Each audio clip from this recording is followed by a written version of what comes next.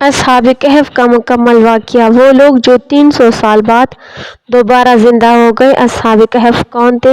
ان کی تعداد کتنی تھی؟ وہ کتنا عرصہ سوتے رہے اور ان کے نام کیا کیا تھے؟ بسم اللہ الرحمن الرحیم۔ ناظرین، حضرت عیسیٰ علیہ السلام کے آسمان پر اٹھا لیے جانے کے بعد عیسائیوں کا حال بے حد خراب اور نہایت ابتر ہو گیا۔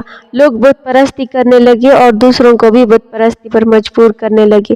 خصوصاً ان کا ایک بادشاہ دقیانوس اس قدر ظالم تھا کہ جو شخص بت پرستی سے انکار کرتا وہ اسے قتل کر ڈالتا تھا۔ اصحاب کہف شہر افسوس کے معزز افراد میں سے تھے اور بادشاہ کے معزز درباری بھی تھے، مگر یہ لوگ صاحب ایمان تھے اور بت پرستی سے انتہائی بیزار تھے۔ ناظرین، دقیانوس بادشاہ کے ظلم و جبر سے تنگ آ کر یہ لوگ اپنا ایمان بچانے کے لیے اس کے دربار سے بھاگ نکلے اور قریب کے ایک پہاڑ میں واقع غار کے اندر پناہ گزین ہو گئے۔ وہاں اللہ تعالیٰ کے حکم سے وہ سو گئے اور 300 برس سے زیادہ عرصے تک اسی حال میں سوتے رہے۔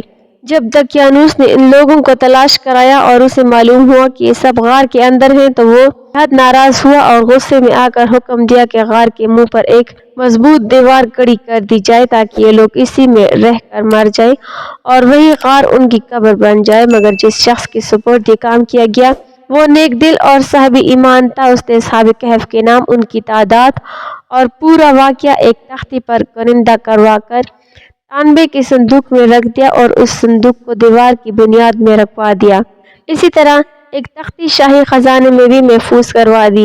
ناظرین، کچھ عرصے بعد دقیانوس بادشاہ مر گیا اور سلطنتیں بدلتی رہیں، یہاں تک کہ ایک نیک دل اور انصاف پسند بادشاہ جس کا نام بیدروس تھا تخت نشین ہوا۔ اس نے 68 برس نہایت شان و شوکت کے ساتھ حکومت کی۔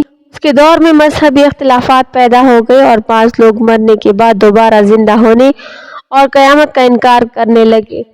قوم کا یہ حال دیکھ کر بادشاہ غمزدہ ہو گیا اور تنہائی میں ایک مکان کے اندر بند ہو کر اللہ تعالیٰ کے حضور گڑ گڑا کر دعائیں مانگنے لگا کہ یا اللہ، کوئی ایسی نشانی ظاہر فرما دے جس سے لوگوں کو مرنے کے بعد زندہ ہونے اور قیامت کا یقین آ جائے۔ اللہ تعالیٰ نے بادشاہ کی دعا قبول فرما لی۔ اچانک بکریوں کے ایک چرواہے نے اپنی بکریوں کو ٹہرانے کے لیے اسی غار کا انتخاب کیا اور غار کے منہ پر بنی دیوار کو گرا دیا۔ دیوار گرتے ہی لوگوں پر ایسی ہیبت و دہشت طاری ہوئی کہ دیوار گرانے والے گھبرا کر وہاں سے بھاگ گئے۔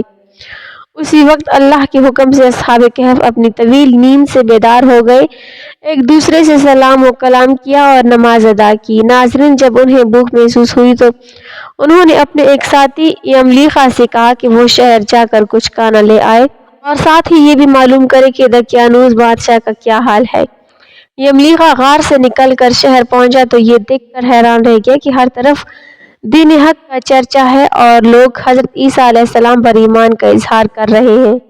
یہ منظر دیکھ کر وہ سخت حیران ہوا کہ جس شہر میں ایمان کا نام لینا جرم تھا وہاں یہ انقلاب کیسے آ گیا۔ یملیخا ایک نان بائی کی دکان پر گیا اور کھانا خریدنے کے لیے دقیانوس کے زمانے کا سکہ پیش کیا جس کا چلن ختم ہو چکا تھا۔ دکاندار کو شک ہوا کہ شاید اس شخص کو کوئی پرانا خزانہ مل گیا ہے، چنانچہ اس نے یملیخا کو حکام کے حوالے کر دیا۔ حکام نے اس سے خزانے کے بارے میں پوچھ گچھ شروع کی۔ یملیخا نے کہا کہ کوئی خزانہ نہیں، یہ ہمارا ہی روپیہ ہے۔ حکام نے کہا کہ یہ سکہ 300 برس پرانا ہے اور تم ابھی جوان ہو، اس لیے سچ سچ بتاؤ۔ یہ سن کر یملیخا نے پوچھا، دقیانوس بادشاہ کہاں ہے؟ حکام نے جواب دیا، اس نام کا بادشاہ صدیوں پہلے گزر چکا تھا اور وہ بت پرست تھا۔ یملیخا نے کہا، ہم تو ابھی کل ہی اس کے خوف سے بھاگے تھے اور میرے ساتھی اس غار میں موجود ہیں۔ چنانچہ حکام اور شہر کے معززین بڑی تعداد میں اس غار کی طرف روانہ ہوئے۔ اصحاب کہف غار میں یملیخا کا انتظار کر رہے تھے۔ جب انہیں باہر شور سنائی دیا تو انہوں نے گمان کیا کہ شاید دقیانوس کی فوج آ گئی ہے، چنانچہ وہ اللہ کے ذکر اور دعا میں مشغول ہو گئے۔ جب حکام نے غار میں رکھے تانبے کے صندوق سے تختی نکالی اور اس پر لکھی تحریر پڑھی تو سب حیران رہ گئے۔ تختی میں اصحاب کہف کے نام اور پورا واقعہ درج تھا۔ یہ خبر بادشاہ بیدروس تک پہنچائی گئی۔ وہ فوراً اپنے وزراء اور شہرا کے معززین کے ساتھ غار پر پہنچا۔ اصحاب کہف غار سے باہر آئے، بادشاہ سے ملاقات کی اور اپنی پوری سرگزشت بیان کی۔ بادشاہ سجدے میں گر گیا اور اللہ تعالیٰ کا شکر ادا کیا کہ اس کی دعا قبول ہوئی اور ایک عظیم نشانی ظاہر ہو گئی۔ اس کے بعد اصحاب کہف نے بادشاہ کو دعا دی، پھر غار میں واپس چلے گئے اور اسی حالت میں اللہ تعالیٰ نے انہیں وفات عطا فرما دی۔ بادشاہ بیدرست نے ان کے لیے لکڑی کا صندوق بنوا کر ان کے اجسام کو اس میں رکھوا دیا اور غار کے منہ پر ایک مسجد تعمیر کروا دی۔ اللہ تعالیٰ سے دعا ہے کہ وہ ہمیں گناہوں سے بچنے اور نبی کریم صلی اللہ علیہ وسلم کے بتائے ہوئے راستے پر چلنے کی توفیق عطا فرمائے، آمین۔ ناظرین، کمنٹ باکس میں اللہ تعالیٰ کے 99 ناموں میں سے ایک نام ضرور ٹائپ کریں۔